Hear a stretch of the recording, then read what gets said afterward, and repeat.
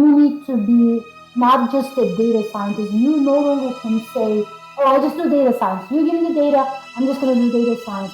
That doesn't work anymore. Maybe it did at the very beginning, but now if you want to provide efficient, effective data science tools and processes in an environment, you have to know the domain. Welcome to the Conversations on Applied AI podcast, where Justin Grammans and the team at Emerging Technologies North talk with experts in the fields of artificial intelligence and deep learning. In each episode, we cut through the hype and dive into how these technologies are being applied to real-world problems today.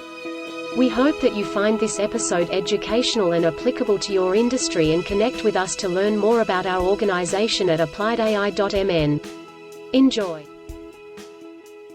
Welcome to the Conversations on Applied AI podcast. Today on the program, we are joined by Fatma Kocer. Fatma has received a Bachelor of Science degree in Civil Engineering from the Middle East Technical University in Ankara, Turkey, and a Master of Science and Ph.D. degrees from the University of Iowa in Structural Optimization. She currently works as the Vice President for Engineering Data Science at Altair. In this role, she and her team work on engineering data science strategy, development, and execution, which includes investigating and applying the latest technologies in the field, providing feedback into Altair's software, and supporting customer projects. Fatma is one of the recipients of Crain's 2019 Notable Women in STEM recognition. We also were lucky enough to have Fatma present at our Applied AI meetup back in July 2020. So definitely check out that presentation at appliedai.mn. Thank you for joining us, Fatma. Thank you so much, Justin. Excellent. Cool. Well, I gave the listeners a little bit of background and where you did your schooling and stuff like that, but I'm kind of curious if you could fill in the dots, I guess maybe a little bit more what's going on today in your current role. I mentioned Vice President of Engineering. What's sort of involved in that? Sure. So as you also mentioned, my education and my background is on structural optimization. In Altair, I worked on multidisciplinary optimization tools for the most part of it. Optimization methods and tools are very similar to what machine learning data science teams use. In fact, we also work on a lot of regression models specific for nonlinear physical phenomena. So with this connection, about 5 years ago, I started looking more and more into new technologies in machine learning and see how that can be applied to our domain, which is computer-aided engineering, which I'll refer as CAE, which is a discipline that is helped in product design of many different industries. Obviously, we're located in Detroit, so starting with automotive, aerospace, consumer products, electronics, etc. So currently in my team, we are looking into how we can add value to CAE and product design with data science.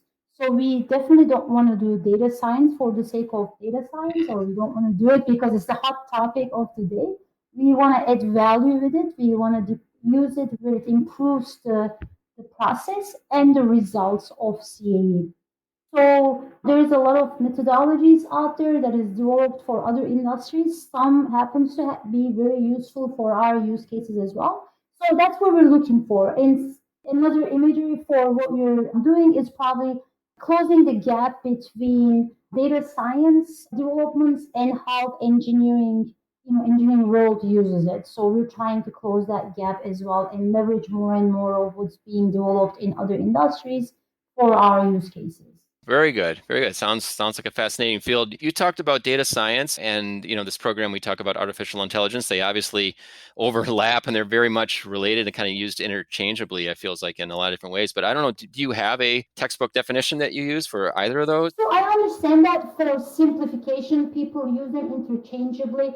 I am of the strong opinion that we should not be using them interchangeably because they're two separate things. Sure. Yes, AI does use data science to build intelligence, but designing an AI system is very different than designing and deploying a data science environment platform. So they're two very separate things. AI does use data science, but I don't think they should be used interchangeably.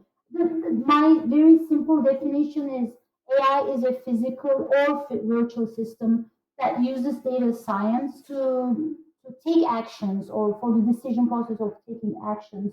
and data science is probably sort of the brain of AI. But again, the reason that I would like to still separate them is because they're two separate domains. They have their own requirements. When you think of data science, you're talking about having enough data, training a model, deploying a model, understanding the results.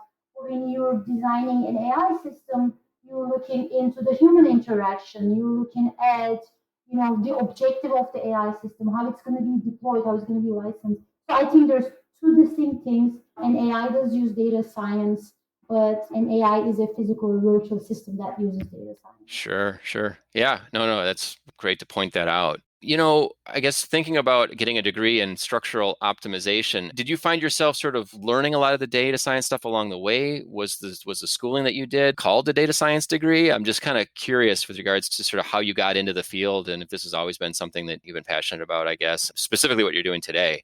So that is a good point. I always knew that there is data science and optimization, structural or non, has very, at the end of the day, they use the same methodologies, the gradient descents, an objective function with constraints. We call it iterations, they call it epochs, we call it objective function, they call it loss function. Okay. But at the end of the day, we use the same math. But I was not aware of it until I attended a workshop on data science. And I left the workshop feeling like I could have taught this with my structural optimization background. Everything was similar. The terminology was different. Applications was different. And, the characteristics of data slightly varied from one discipline to another discipline. But at the end of it, it's math. It uses the same math. We are also looking into creating good data sets. We look at the characteristics of the data sets to make sure that it can be used for our purposes. We do a lot of regression models in optimization because our attributes, we call them our outputs, for example, are mostly continuous values. But the transition from structural optimization to engineering data science is not as large as it may sound from outside. We use the same things, the math is the same. You start to think a little, maybe slightly different, and you start also thinking few other things like model deployment, for example, in other environments. For example, one of the things that we start spending more time is thinking about automated machine learning. Right? So the transition is not that difficult. Understood. Yeah, for sure. I mean, I guess if you think about the word optimization and it's kind of how can you use math and data to optimize whatever it is that you're working with. So see, it feels like there's sort of a tie there for sure, right? At the end, if you can probably simplify neural nets as minimizing the loss function, which is an optimization problem. Yeah, it's funny. I guess, and maybe you've seen this, and I think it was earlier this year or last year, something like that, where data science is the new sexy job that everybody wants to have. And my underdegree was in applied math, and I'll show my age a little bit, but I graduated in '96. And who would have ever thought that a mathematician would be a sexy job to have? But it's kind of come full circle. It feels like, it feels like that. You're right. Optimizing loss functions, all that stuff was, in some ways, at least back when I graduated, it felt like you would either teach or you'd go into actuarial sciences or you'd go on to a master's degree or a PhD in math. And now it feels to me like it's just like, it is sort of coming full circle. Everyone wants data. Now that we can get data, I think the internet has changed that. Now that we can get data and send data around, we need a lot more people that can actually analyze it. I think it's as the revenge of the geeks.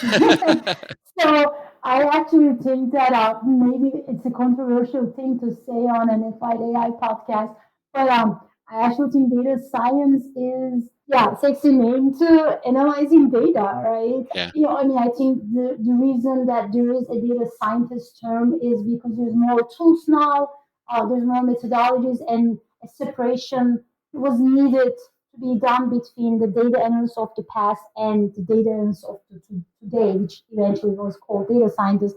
I always wanted to be a scientist, so I didn't complain when we called ourselves engineering data scientists. Yeah, for sure.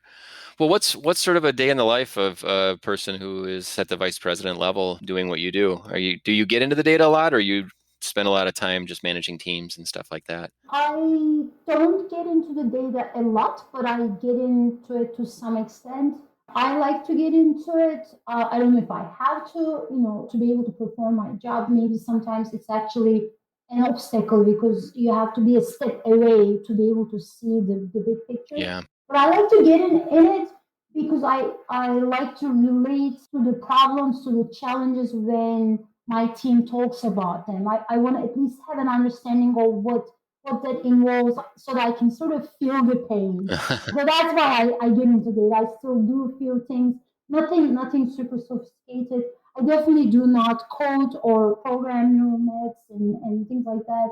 But I do my own small studies on the side. Sure. I think it's essential for any level of people to have some connection to the work in the field, to understand what goes into that, the level of details, the level of complexities, the things that you need to think through so that you can appreciate the people that has done that work without exposing all the challenges to everyone. Yeah. We are a global company, so we start our day relative, early with meetings.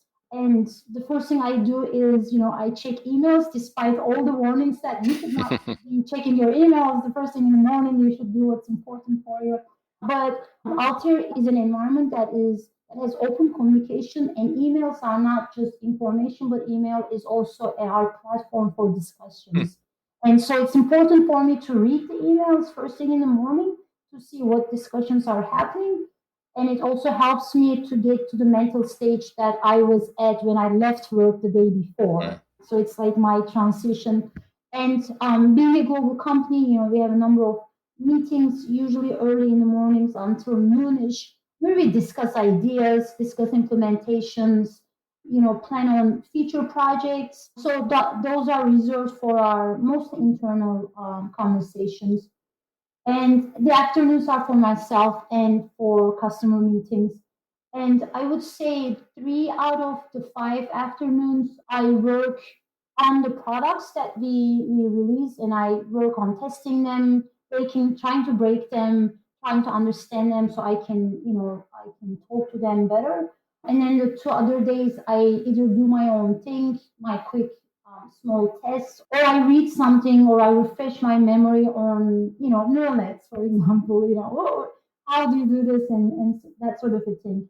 I like the working environment. It gives you flexibility doing your own tests while having a global idea. And we also communicate globally, so that helps everyone to know what's going on and how to leverage those. Excellent. Excellent. Well, you mentioned products, and I think we've been talking about data and your background and stuff like that. I know when you presented at the Applied AI meetup, you had some great examples, I guess, of some of the interesting things that your products do. Is there anything you can talk about, like publicly with regards to how you guys are using this data, and a little bit more about Altair and their products, if you wanted to share that? So Altair is a global company, and I think now we're about 3,000 people in 25 countries. We have a very large portfolio of offerings, from modeling and visualization for product design to high performance computing to data analytics to IoT. And so engineering data science is mostly working in our design modeling products. And our work goes towards embedding data science in our products to make them more AI systems. And our effort is, I think, twofold. One, we're looking into how to improve the processes. And two, we're looking into how to improve the results, the outcome of those processes.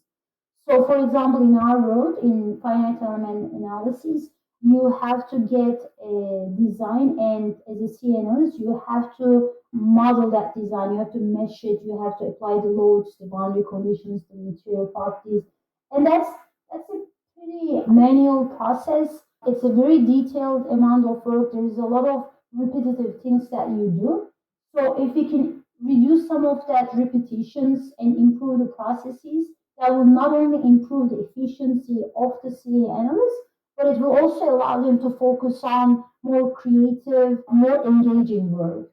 So that's one place that we're working on. Another place that we're working on is we're known with our optimization technologies. So, our prescriptive analytics in order to improve products from different domains.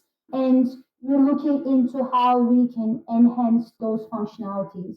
So our main line of products in that domain is called HyperWorks, but we also have other products.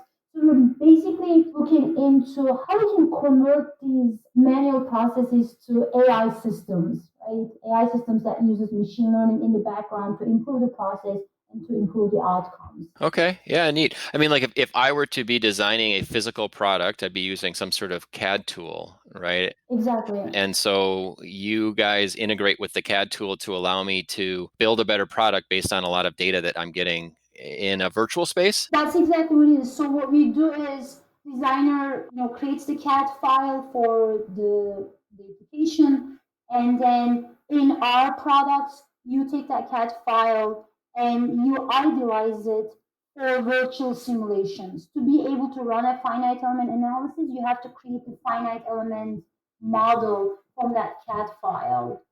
And that process, taking a CAD file and creating a finite element model, is a pretty manual process. Of course, we are doing a lot of automation at the same time. And AI can also leverage that automation, but we're also enhancing it with data-driven methods when useful. So if we can shorten that process of taking a CAD and converting to a finite element model, all the CA analysts will love us, right? That's what they want. They want to reduce that time as much as they can, because that's the part where you do manual repetitive work. You're not learning anything. You just have to do that so that you can get to the learning part. The learning part is when you have your model ready and you run simulations. And from these simulations, you predict the performance of a part, and that prediction is based on the governing physical laws. But that prediction takes a long time because we solve a lot of differential equations. If it's a fluid dynamics problem, for example, it's even longer. If it's a crash application like an automotive crash, it takes those are expensive simulations.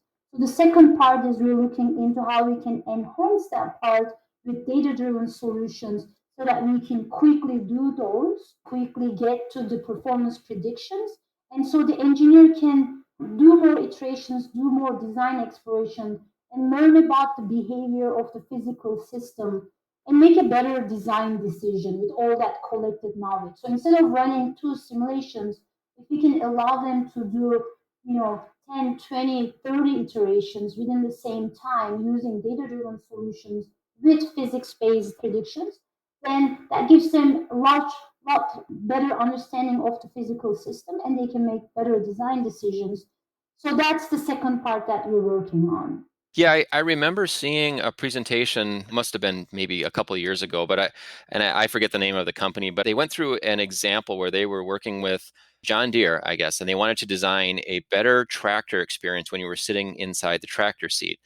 And they modeled it all in virtual space, right? So based on pressure points in your body, based on things that you need to see outside the tractor, where should the mirrors be positioned, how should the seat be angled, all this type of stuff. And it was fascinating to me because they would have had to, before all this stuff, probably make 50 seats, or they would have to make a number of different types of things and physically build it and adjust it all and bring humans in and have them sit down and go through all this stuff. And they were able to do this in a completely virtual space, which saved them just a ton of money and time. So going from physical testing for all iterations to physics-based predictions using simulation was a significant improvement in the cost savings and in the time that it takes to do all these tests. And our goal is to take that one more step, which is combining physics-based predictions using simulations with data-driven solutions and even shorten the amount of time even more and but allow for more design exploration. Sure, sure. And that's what the designers want to do. The designers want to design. Great, exactly. So you don't have to go through that painful modeling process, or you can just speed that up and then get to the part where you're doing design exploration, you're learning, you're thinking about what other possible ways to improve the design. Are you testing those out? That's actually the fun part of an engineer's, a designer's work. Yeah, yeah, and people have this fear, I guess, that my job's going to be automated away. It feels like what you guys are working on and your tool sets are actually making people be more efficient and more effective. These are very important tools. I don't relate to the question of my job will be taken away in this domain because the more we can get rid of these, sort of energy draining tasks from your day, the more you can actually get to the engaging part of your work. And that's not removing your job, but that's actually improving your job. Any advice for people maybe entering the field? Any classes or things that you've seen? I mean, obviously you've followed a certain trajectory. I mean, I guess even if you step back, who are you looking for when you try and hire people? What are some skill sets that people should have if they want to get into this? So engineering data science is a little different than data science in other fields. Okay. When, for example, you look at classes, you're not going to see any engineering data science example, but you most likely see like recommendation systems, examples from healthcare, examples from financial institutions or marketing. And part of it is, as I mentioned at the beginning, we as engineering data scientists, one of our responsibility is to close that gap. So because the field is very new, it's not as mature. This is due to some of the challenges that we're tackling in working in engineering data science.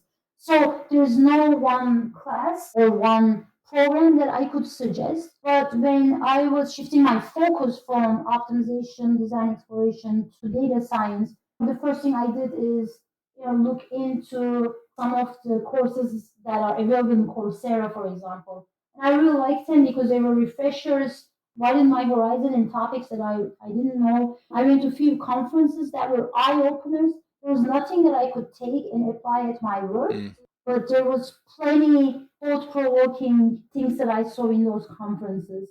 If you want to get into engineering data science field, I'm imagining this is actually true in other fields as well.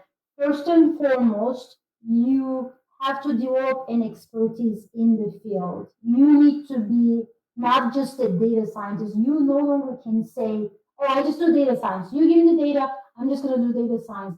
That doesn't work anymore. Maybe it did at the very beginning, but not anymore because at the beginning there was a separation of jobs and we were at the beginnings of applying data science. But now if you want to provide efficient, effective data science tools and processes in an environment, you have to know the domain. There is no ifs and buts to it. If you want to be an engineering data scientist, you have to know the engineering domain. You have to know what the challenges are. You have to know what you need to work on. So interestingly, for us, I always say we saw an opportunity, we run into challenges, and those challenges became our opportunity. Because all of a sudden, when we saw these challenges, we said, okay, well, we can work on solutions to overcome those challenges, and those became our opportunities. So you definitely have to not only focus on data science, but also pick a domain and be an expert in that domain. That definitely goes hand in hand. And I also like to attend conferences or listen to other people talking on this topic because they bring momentum to my thought process. They open my eyes to other things. So I would definitely encourage people to attend conferences. I know some of them can be, financially and time-wise may not always be very attractive, but I think it's an important thing. And we always have this discussion about how people in Europe see the value in attending conferences and sharing this information, but maybe not as much in North America. But I definitely suggest people to attend events in their fields when they feel like they're not being as creative in the solutions that they're bringing. Because seeing somebody else working on something else makes you a bit more unleashes your thought process, I think, and makes you more creative. Very good, very good. Yeah, I mean, I'm assuming there's certain conferences that are specifically focused on engineering data science versus just broad ones. Is that true? There is not yet a conference that I'm aware of that is focusing on engineering data science, but there is a number of engineering conferences that has data science branches or sections in it, such as NAFEMS, which is very focused on numerical analysis, finite element methods, C. So they have initiatives that are really nicely developed. So that's one. For example, I once went to an NVIDIA conference, which had very little to do with what I do, but it was an eye-opening, just the energy, the things that people are doing in other domains. it was one of the turning points for me. Cool, very good. I mean, I said during the beginning that you received the Crain's 2019 Notable Women in STEM recognition, and I'm just sort of thinking about the field in general. There is a lack of females in this field. Would you agree? There is definitely a lack of females in engineering. Data science in general is a little better. I think there's more women in data science, but probably not enough. I think the sad thing is, I'm not sure if this is still the current situation, but nowadays there is a lot of females that graduate from engineering and data science, but it doesn't translate into the work environment. There are more females that goes into engineering, graduates from engineering. They maybe start working, but after a couple of years they drop off. And that, I think that is the sad part right now. In the past it was that they didn't go to engineering. I shouldn't say we didn't go to engineering, but now we start dropping off from the workforce. And there's a lot of advices on it. Like one advice was, well, maybe women should behave more like men. They should lean in. I'm of the opposite opinion. I think everyone should be who they are, but everyone should be accepting of their behavior and just welcome people that talk and work differently, because we see a lot of very successful women engineers and women data scientists and women engineering data scientists. Yeah, for sure. I think getting a much more broad perspective, and I even would say if there's anybody out there that's listening to this that is a woman that would like to be on this podcast in the future, I would love to talk with you, because I think we've done, by the time this airs, we'll probably have done at least a dozen or so. And you are the first woman actually to actually be on this. And I don't want it to be that way. I really want to have a lot more women. So if anybody has any recommendations, you included, Fatma, please point them my way, because that's what this is all about, is actually getting everyone's perspective and talking about different applications with data and artificial intelligence. And you can't design systems that serve everyone's need if it's only designed by a certain group.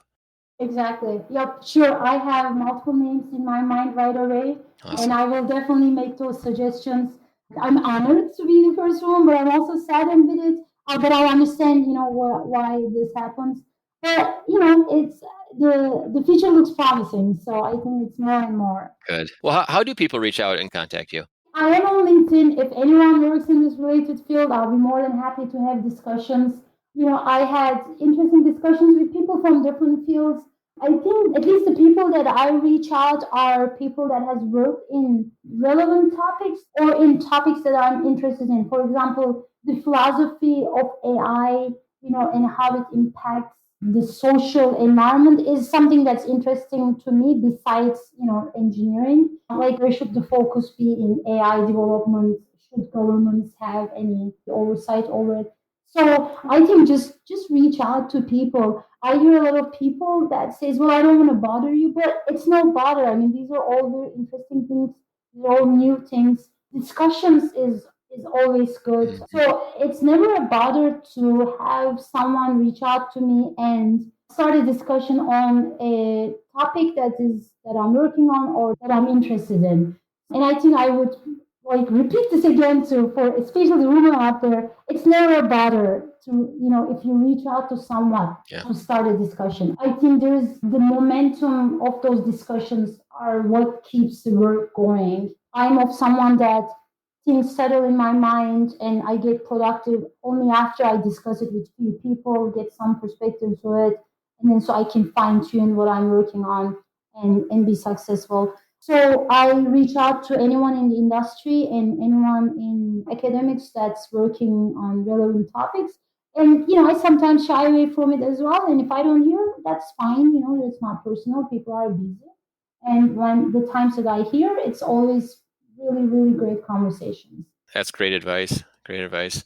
Yeah, so we've covered a fair amount of ground here. Is there anything else that you maybe would want to talk about? So in one of our past discussions, I think you opened the topic of how is the work environments or work is going to change with all the developments in AI. And I think we mentioned that as in, AI is not going to replace your work, but it's going to improve it. There was one line of thought that I, now that you asked, I wanted to bring, which is, I think with the removal of this routine work, and having us to do more engaging, more creative work, we're not going to be working from 8 to 5 anymore. We're going to be working 24 hours, but it's not going to look like work. I think you're going to be working when you're walking your dog, or when you're actually, most of these creative thoughts, I think, comes when you're not actively working, but you're just out there doing some random things. So I think the work environments, the managerial skill sets would have to adapt to it. You're not going to be valuing someone that's sitting on their desk 8 to 5. You're going to start valuing people that is coming up with ideas, that's taking risks, that's failing, that's learning, and that's communicating that well. That's the environment that that we have at Altair, but that's also the environment that I would like to promote elsewhere, because I think that's what's going to be useful with all this engaging, interacting, creative work. Absolutely. Yeah. As you were talking about that, there's a book out there I think it's called A Whole New Mind by Daniel Pink. Are you familiar with that one? No, I'm not. Yeah, it's really good. And it really talks about how, at least, in the 50s and 60s and 70s, kind of everyone's pushing the left brain logical thinking, right? Everyone goes to school, we learn our equations, our math, and we learn history. There's these very, very concrete things that we learn. And the creatives and the art stuff is kind of left to the side, right? Most people don't go into those fields because it's really not pushed hard in school. And his whole philosophy, and basically his prediction, is there's a revolution right now going on. It's been going on for a decade around right brain thinking. And around it's the creative thinkers that are actually going to be pushing the next generation of workers. And these are the types of people that actually are going to become valuable. It's not going to be, obviously left brain thinking and science and all that stuff has its place, but his thing is that basically the right brain has been discounted for too long, and we should start exercising that part of our well-being, and our work is going to change because of it. Yeah, no, I definitely agree with that. I'm going to check out that book. I'm not the most creative person. I think my right side of my brain is like the weakest link. But I definitely agree with that, because the difference between one person to another person would be how they can make use of the knowledge that they've gained, and that will rely on how creative they are in looking at problems, challenges, and coming up with solutions. Well, great. We've got a good future ahead with all this cool technology and all this creativity going on, for sure. Yep. Our industries are going to be changing and evolving, which makes it exciting. Agree. Well, great, Fatma. I appreciate your time today. Thank you so much for being on the program, and look forward to keeping in touch in the future. Yeah, same here, Justin. Thank you so much for the opportunity. Anytime. Bye-bye. You've listened to another episode of the Conversations on Applied AI podcast. We hope you are eager to learn more about applying artificial intelligence and deep learning within your organization.